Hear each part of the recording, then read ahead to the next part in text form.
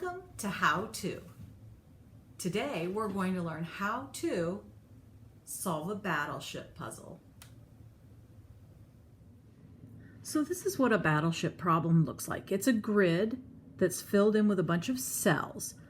At the top of each column are a series of numbers, and at the front of each row are a series of numbers. We'll get to those in a minute.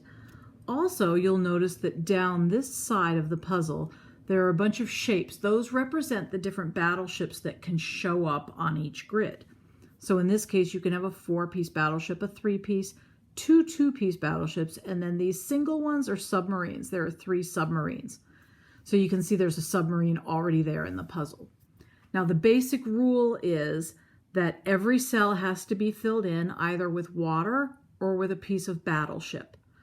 Also, no battleship can touch another battleship even diagonally. So we're going to take those 2 rules and try and figure out this puzzle. So the first thing I do is I look for any zeros because they're really super helpful.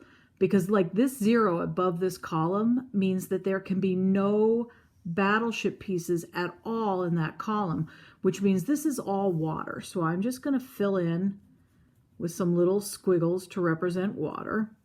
I also have a 0 in front of this row.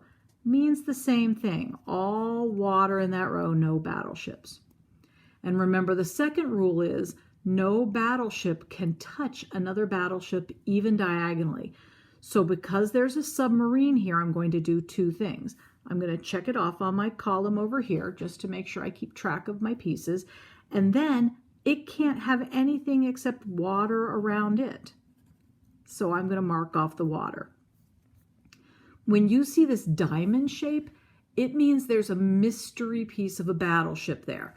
So we don't know if this is a submarine or part of a 2-piece battleship or part of a 3-piece battleship or part of a 4-piece battleship. So we can't mark any water just yet. So now I'm going to look at the top of each column and see what I can figure out. Here's a 2 on top of this column. That means there have to be 2 battleship pieces. I already have one here, but I have 4 available slots for the other one. I don't know which one it goes in, so I'm going to skip it. Same thing here. I'm going to look at this column. There's a 2, but I have 5 available spaces to have 2 battleship pieces. I don't know where they go, so I'm going to skip it. Here's a 2. There are only 2 available spaces. So I'm just going to put a dot there to indicate there's going to be a battleship piece there. I don't know what kind of piece yet, though, so I have to leave it, other than the dot, empty. Then this column has a 3. Well, it's got 1 already, and then 2, 3. This has 5.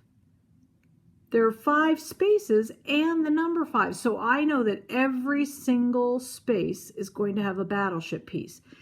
In this case, because I've already got water all around it, I know this must be a submarine piece.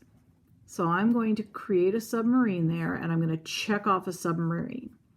I also know that because I've got 4 pieces and they're all together and touching, they must belong to the same battleship. So I am going to make a long battleship there that's 4 cells in length. I'm going to fill it in, and you see it's almost done here, and then I'm going to check off the 4 here. Now I'm going to do the same thing with the rows. This row starts with a 4. I have 1, 2, 3, 4 places already needing battleships. That means this one must just be water. And now, because this is surrounded by water, I know this must be my final submarine piece. So I'm going to turn it into a submarine, and I'm going to mark it off here.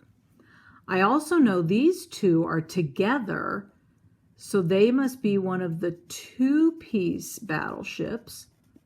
So I'm going to mark that off over here. I already did the 0. That's all water. This has to have 4. I've got 1 piece there, 2, 3, but I don't know if the 4th is there or there, so I'm going to skip it.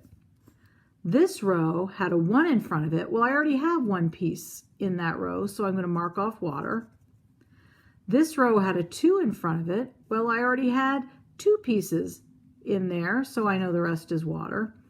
And then this row has to have 3. I've got 1 there, That means these two have to be part of a battleship together because they're next to each other. So that's going to be my other two-piece battleship. I'm going to mark it off. That means the only thing I have left is a three-piece battleship. So I've got to extend this to 3. This becomes water. And as soon as I've got that all filled in, I have solved my first battleship problem. I've posted lots of battleship puzzles in a folder on Schoology, but if you feel like you need more, just go to crazydad.com.